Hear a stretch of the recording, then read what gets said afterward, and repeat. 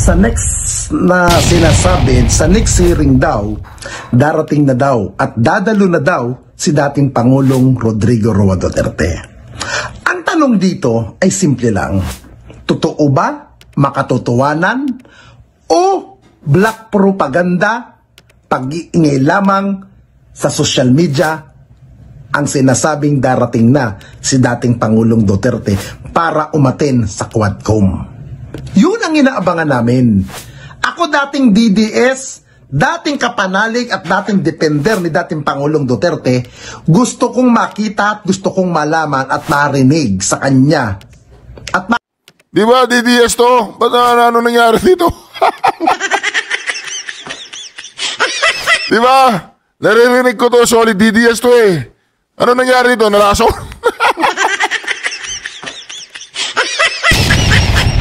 Ano nangyari dito? Nabagok pa ulo na ito. Pakinggan nga natin, napanood ko lang eh, dumaan sa feed ko. Ano kaya nangyari sa tao na to? nakita siya in live na umaatin siya sa committee hearing. Kung gaano katapang si dating Pangulong Duterte na humarap sa Senado, dapat ganun din siya katapang. Total, nagbanta siya, nasisipain niya ang mga congressman. Ito ang pagkakataon na patunayan niya na kaya niyang sipain talaga. Ah, ito yung video bago umatay ng Pangulong Duterte, inaamon niya. Di ba pangalan nito? Ano to? Barsaga ba to? Oh, anong ginagawa mo, boy? Wala naman ano sa inyan.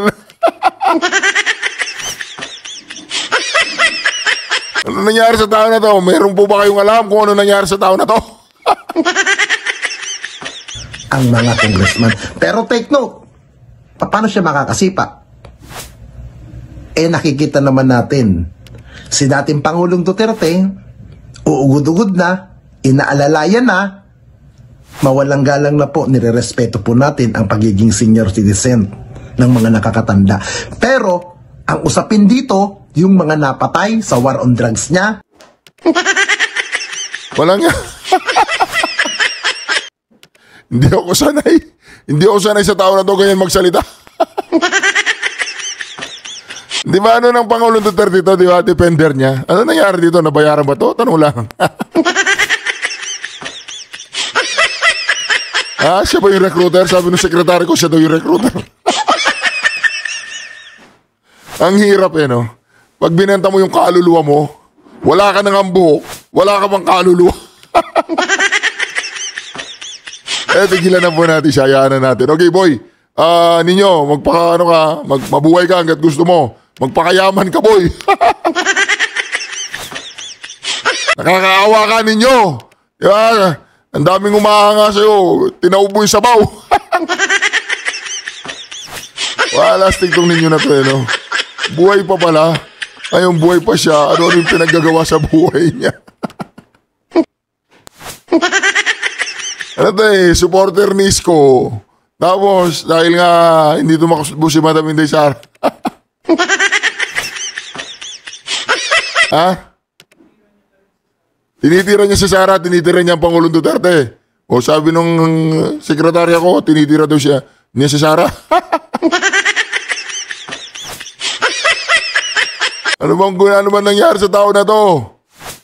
Gusto natin malaman at mabigyan ng pagkakataon na mabigyan ng justice ang mga napatay sa war on drugs ni dating Pangulong Duterte.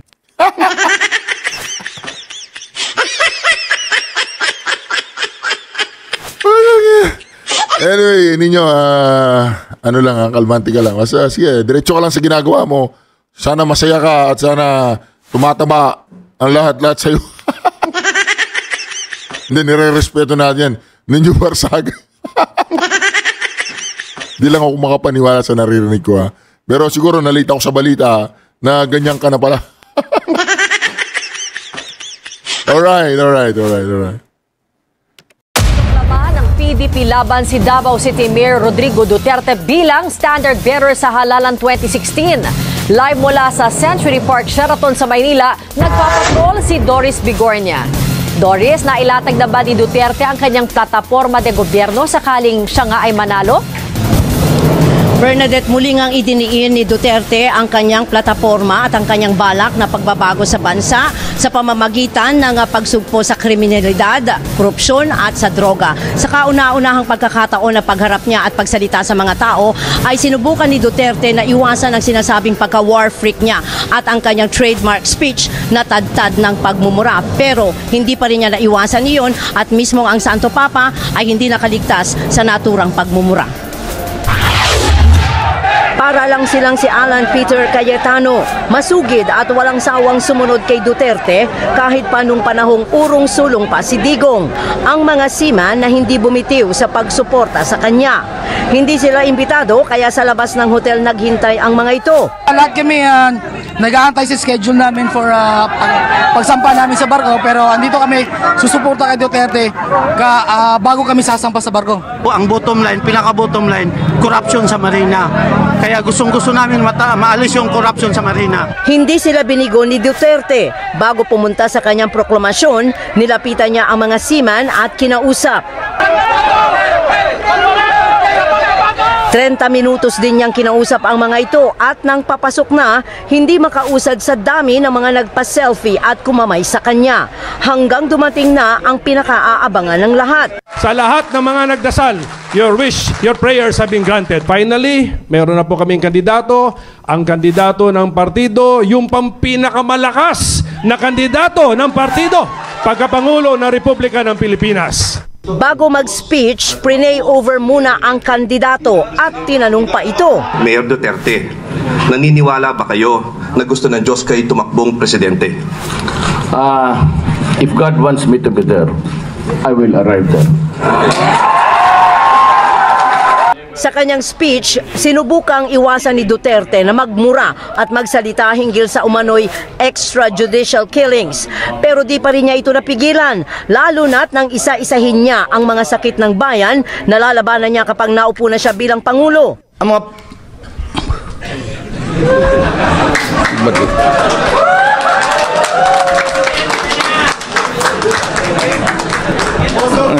Behave na tayo ngayon kay nandiyan ng PDP.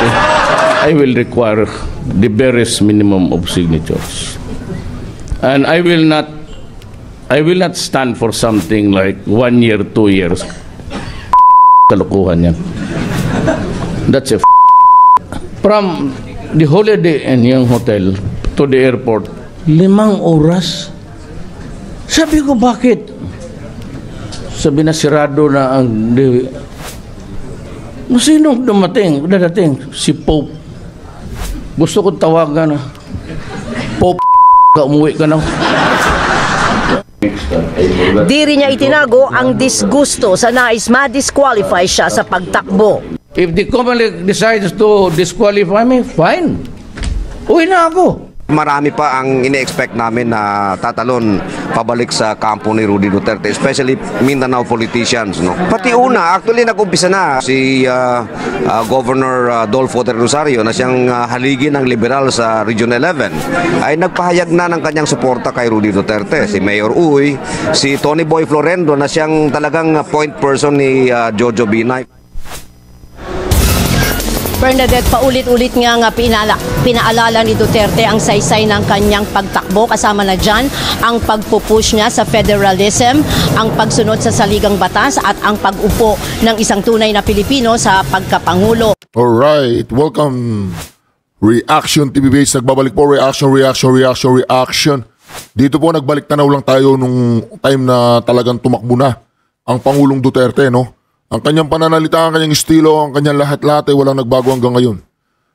Diba? Ang nagbago lang yung mga taong naglipatan papunta sa kanya dahil alam nilang malakas siya. Nung lumabas na rin sila.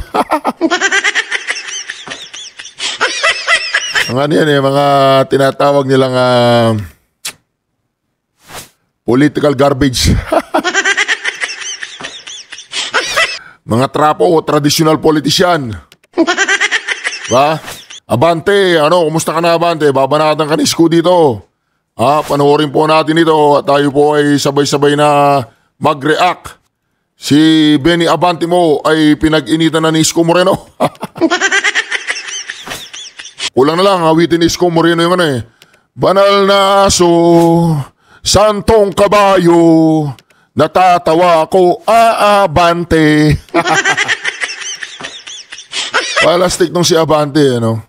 Ito po, panoorin po natin. Pero bago yan, bago po tayo magkalimutan, meron po tayong misyon na makapagpadala ng pasasalamat sa Pangulong Duterte doon sa Davao. Kaya kung hindi ka pa nakasubscribe, mag-subscribe ka na ka-reaction dahil ang target po natin yung gold play button. Yun po ang iaalay natin sa Pangulong Duterte. Kasama po ng silver na yan. Ayan, pinasula po natin ang kanyang pangalan dyan. At isang kalderong mainit na balbakwa. Yung buntot ng baka, paborito niya yun. Yun, di ba? Yun ang gagawin po natin. Subscribe, like, and share ang ating video. Importante pong i-like at i-share ang ating video para mag-trending po tayo, no? Yung mga dilawan, pinklawan, at saka mga loyalista, malay natin mapanood tayo at mapagbago ang kanilang mga pananaw sa gobyernong ito. Ito na po. Ano kaya masasabi ni Yorme Isko Moreno kay banal na aso, santong kabayo, natatawa ko, labas dila. Palastik ng si Abante, no? Ito, paggawa na. Ang nakakatakot, yung mga religyoso na politiko, yung ginagamit ng reliyon para pumunta sa public office. Meron kong nakasulat dyan sa Biblia. Sana may makapagturo man lang sa akin sa inyo kung anong version. Mag-iingat kayo sa bulaang propeta. Kasi may kilala akong bishop pastor eh. Siya daw nagpanalo sa presidenteng tumakbo. Wow! Mag-ingat daw po tayo sa mga bulaang propeta. Yun daw bishop, pastor, siya daw nagpanalo kay Pangulong Duterte. Meron daw siyang 6,000 na member. Alright. Solo daw niya, siya daw nagpanalo. Mag-iingat kayo doon. Kasi yun, pag yun nagmimisa yung bishop na yun, may collection. Diba? Bibigay ka. First collection, yan ka. Second collection, yan ka. Third collection, yan ka. Ano sasabihin ng pastor na yun? Ito, iaalay natin sa langit. Iahagis natin sa itaas. Ang lahat ng bumagsak, akin. Kaya tigilan na natin yung mga bishop na yan na ginagamit ng reliyon, tapos tatakbo lang mo gusto mong pala. Tigilan na daw po natin, Abante, pagiging bishop na yan, tatakbo ka lang ng election para maging kongresista. Sabi yan ni Isko Moreno, hindi ako. Yeah, go Isko, God first. Bibili Mercedes-Benz. At sa Santana, bubos na lupa doon. Ano nyo sa kapitbahay niya? O pwede ba? Tayo. Yung mga bulang propeta.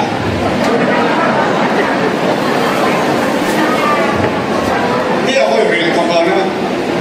Tayo. Alam niyo isang masalanan ko, hindi ako pala sigma. Pero araw-araw nagdadasal. Kasi nasabihan naman ako ng nanay ko. Sabi niya, ang Diyos, pwede mo makausap kahit anong oras, kahit nasaan, kahit anong ginagawa mo. Hindi ka ng tawad at pasalamat. Tama ba? Pero ang nakakatakot, yung mga religyoso na politiko, yung ginagamit ng reliyon para pumunta sa public office. Meron kong nakasulat dyan sa Biblia. Sana may makapagturo man lang sa akin sa inyo kung anong version. Mag-iingat kayo sa bulaang propeta.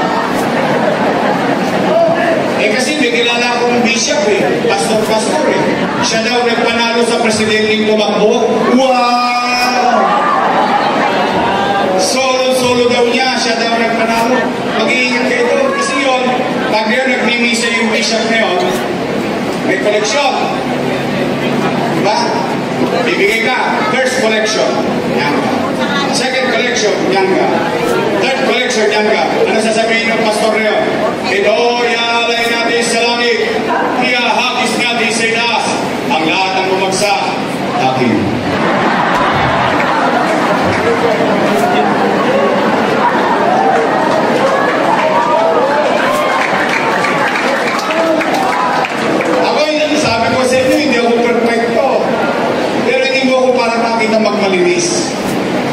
sino mang umawak sa kawalid na ulingan, walang karapatang magsalita. Di ba? Kaya tigilan na natin yung mga nagbibisyak-bisyak na yan na ginagamit ng reliyon, tapos tatakbo lang bongos ng pala. Bibili Mercedes-Benz.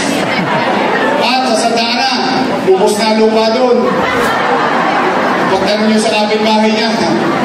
Kaya ako ulitok lang naman. Kung makapagmalinis sila eh. Kaya nga di ba sabi, mag-iingat ka sa pagbato sa kapwa. Bakit? Baka nabubuhay ka rin sa bahay na glass, salamin, madali rin mabasa. Kaya Nay, pwede ba? Pagpahingin na natin yung mga yun. Ang ating congressman, Joy! At ang ating vice mayor, may asing pa. Mukha lang siya 19. So yun po ang payag ni Yorme Isko Moreno kay si Benny Abante yun. Sinumbatan ba naman ang sinumbatan ng Pangulong Duterte? Ayos ka rin, Benny, ah. Mandagin mo yan. Lahat ng mga, let's say sabihin natin nga, tumulong siya, sumuporta siya. Pero hindi naman ganoon. Huwag naman ganoon, tandang Benny, ha. Hindi maganda yun. 16 million ang bumoto sa Pangulong Duterte. Ilang milyon ba kayo? Diba? Mahirap yung ganoon. Kasi baka magalit ang Pangulo doon.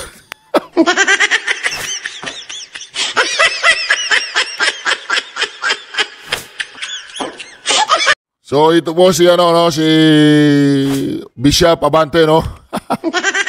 Dito po niya pinagsusumbatan ng ating Pangulong Duterte. Ito po sinasabi ni Yorme na siya daw ang nagpanalo sa Pangulong Duterte. Abante, ano? O pakinggan po natin siya. Huwag niyo pong pansinin yung kakambal ko. Kakambal ko mo yan, huwag niyong pansinin. Ito pong marinig ito ng mga DDS trolls at DDS vloggers na tumitira sa amin at sinisira ang aking reputasyon. Oo, sige. Gusto kong sabihin sa kanila, ilang boto ba ang ibinigay nyo kay O, di ba? Sumbatan. Ilang boto daw ang binigay namin. Wala kaming binigay na boto dyan dahil hindi naman hindi naman nanlilimos ang Pangulong Duterte. Bumoto kami doon ng taos sa puso namin. At hindi libo, milyon kami. Galing niya. 32 milyon kami. Oh, galing. Parapan po natin ang sarili ko. Ang galing niya. Oh. Reaction TV page po nagbabalik. Reaction. Napakaganda po ng pag-uusapan natin ngayon. Ito po pinaka-latest update dito sa pagdinig sa... Ito po pag-usapan po natin si Abante. Mantakin mo, sinumbat ng Pangulong Duterte. Sinumbatan niya na sinumbatan na 7,000 daw ang bumoto. Abante, merong ganyan, merong sumbatan. Pinilit ba kayo? Diba? Nagpapogi ka rin naman nung sinusuportahan mo Pangulong Duterte, diba? Nagpapogi ka, diba?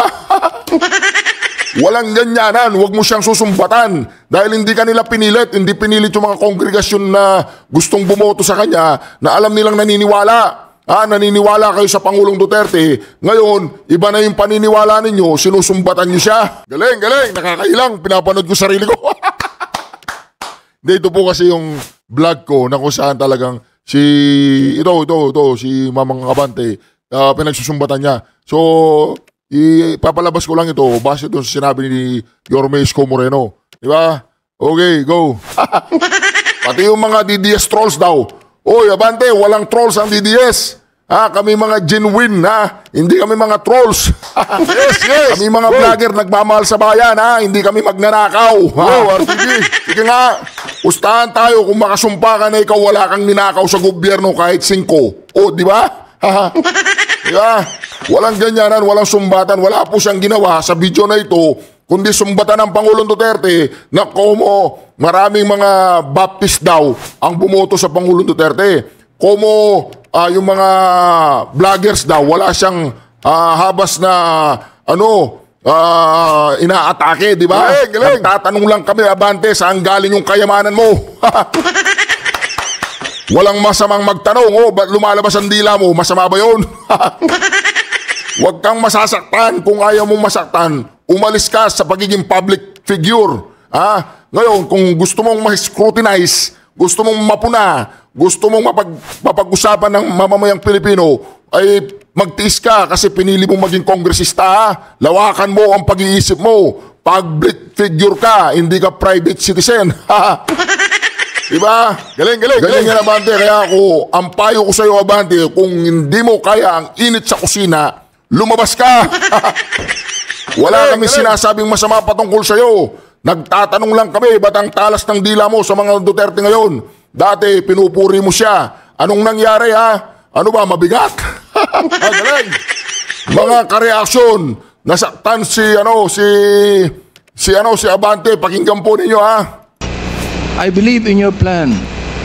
And because of this, Mr. President, ang galing mo, RTV. Go, go, go, go, go. I work hard to campaign for you. Many of the pastors of the Baptist community voted for you. Gusto ko pong marinig ito ng mga DDS trolls at DDS vloggers na tumitira sa amin at sinisira ang aking reputasyon. Sige. Anong reputasyon? Gusto kong sabihin sa kanila, ilang boto ba ang ibinigay nyo kay diba? Sumbatan. Ilang boto daw ang binigay namin. Wala kaming binigay na boto dyan dahil hindi naman hindi naman nanlilimos ang Pangulong Duterte. Go, RTV, kami doon ng taos sa puso namin. At hindi libo, milyon kami. 32 milyon kami. Tayo, mag-vlog ka. Tignan natin kung ilan yung magla-like tsaka manonood. Former President, ako po, Mr. President, libo-libong boto ang binigay namin sa inyo. Nagpasalamat ba kayo sa akin? Hindi. Nilapitan niyo po ba ako? Hindi.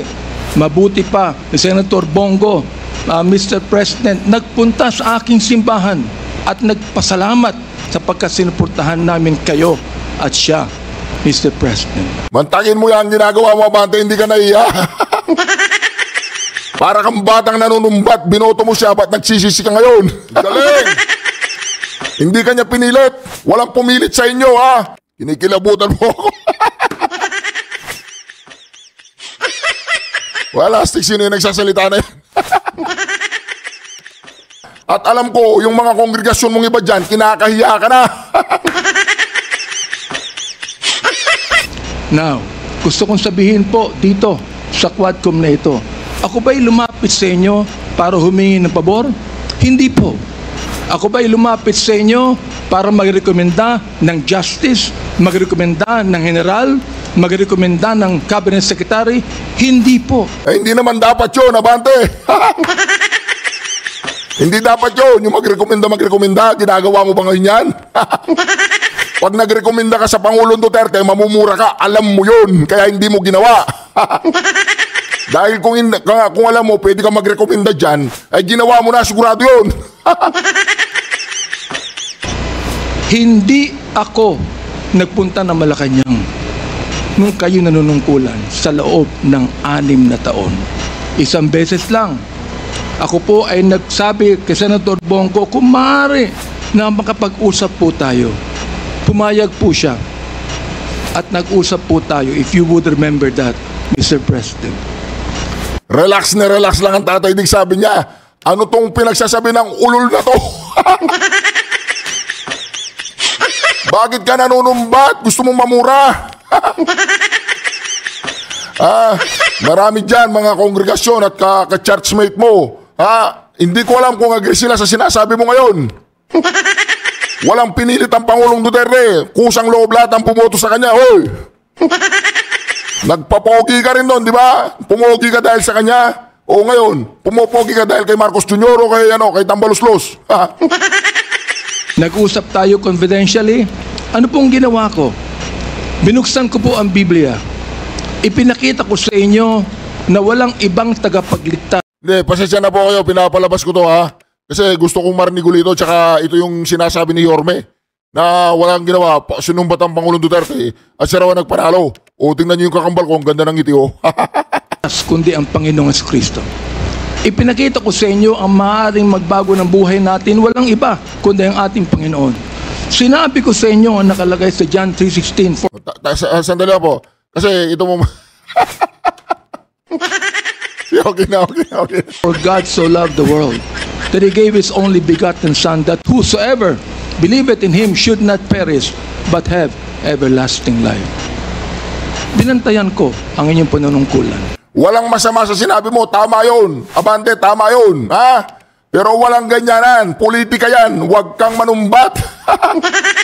Para kang bata.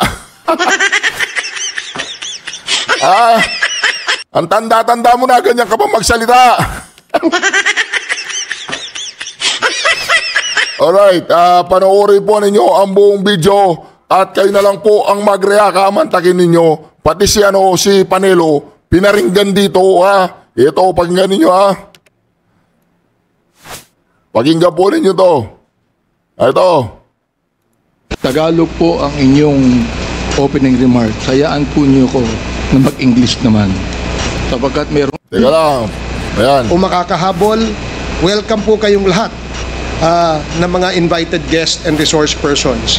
Sa mga hindi po invited, ngunit naririto, pasensya na po kayo at hindi po namin kayo pa... Takin mo yan! Oh! The chairman of the Committee on Human Rights, you are now recognized. Maraming salamat. Pakinggan niyo po siya, pinaringgan niya si Sal Panelo. Mas magaling daw siya kay Sal Panelo, mantakin mo yan. Oy, abante, gumising ka sa panaginip mo.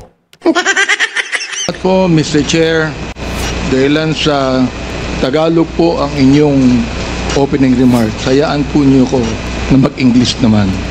Sapagkat mayroong isang abogado dito, ininsulto ang isang member ng Quadcom na hindi raw marunong mag-English. Gusto ko pong sabihin sa abogadong yan na ako po ay marunong mag-English. Baka mas marunong pa ako sa kanya mag-English. Ito po ang opening remarks ko. Gusto nyo paglabanin natin si Abante tsaka si Sal Panelo, pero sigurado ko hindi papatulan ni Sal Panelo to. Hindi naman pumapatol si Sal Panelo sa katulad ni Abante. Ating Senior Deputy Speaker, sa ating Deputy Speaker, sa aking mga co-chairs, ladies and gentlemen, colleagues at mga kababayan, today marks a significant development in our ongoing inquiry. Gusto ko yung abogado natin na nang insulto dito sa isang member natin dito, makinig na mabuti. Sabi mo, English ba nananagalog ka? Sinungaling ka eh. Sabi mo English, ba't nananagalog ka? We want you to talk in English. Do you understand or not? Alright. At i-correct niya ang English ko kung kinakailangan. Fodado dito, ininsulto ang isang member ng Quadcom na hindi raw marunong mag-English. Gusto ko pong sabihin, cover the truth. As we adhere to the rules of inquiry in aid of legislation, nag-usap po tayo. Pumayag po siya. At nag-usap po tayo, if you would remember that, Mr. President. Nag-usap tayo confidentially. Ano pong ginawa ko? Binuksan ko po ang Biblia. Ipinakita ko sa inyo na walang ibang tagapagligtas kundi ang Panginoong Kristo. Ipinakita ko sa inyo ang maaaring magbago ng buhay natin, walang iba kundi ang ating Panginoon. Sinabi ko sa inyo ang nakalagay sa John 3:16, For God so loved the world that He gave His only begotten Son, that whosoever believeth in Him should not perish but have everlasting life. Binantayan ko ang inyong panunungkulan. Nakita ko na maganda ang plano nyo. Nakita ko po, Mr. Chair, na ayaw ng Pangulo na itong bansang Pilipinas mahulog sa kamay ng mga drug lords at drug traffickers. Maraming salamat po sa inyo. Nagsimula kayo ng war on drugs. Kami mga kapastoran, believe po sa inyo, sa inyong ginawa. Sabi nyo, 6 months lang, kaya nyong tapusin ang war on drugs na ito. Inabot po kayo ng 6 na taon. Hanggang ngayon, meron po tayong war on drugs. Hindi po namin nakalain, Mr. President, na sa war on drugs na yan, mamamatay ang more than 30,000, Mr. President. Hindi ko akalain na more than 7,000 na mga drug pushers ang mamamatay sa kamay ng mga kapulisan at sa kamay ng mga riding in tandem. At sinabi po ng ating ibang kapulisan, at gusto kong sabihin, hindi po lahat ng kapulisan, sapagkat ang karamihan po ng ating kapulisan, mabubuting tao at nais protektahan ang bansang ito. Pero ang ilang mga pulis pumatay po.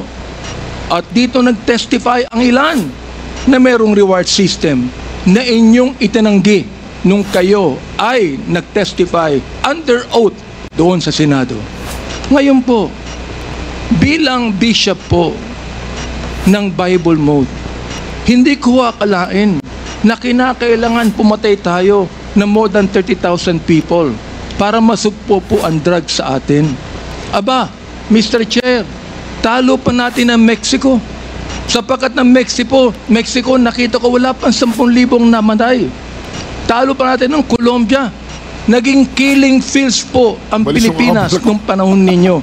Umalis po yung kakambal ko, saan ka nagpunta, oy? Nung kayo nanunungkulan. Bumalik ka! Naniniwala po kami na dapat hindi manatili ang drugs dito sa ating lipunan. Subalit, hindi po ako naniniwala na dapat tayong pumatay ng more than 30,000 people. Dahilan dito, pinatay si Kian Alejandro. Alright, hanggang dito na muna po ang... Nantagin mo yan, wala kang ginawa, Awante, kundi sumbatan ng Pangulong Duterte. Ayan na.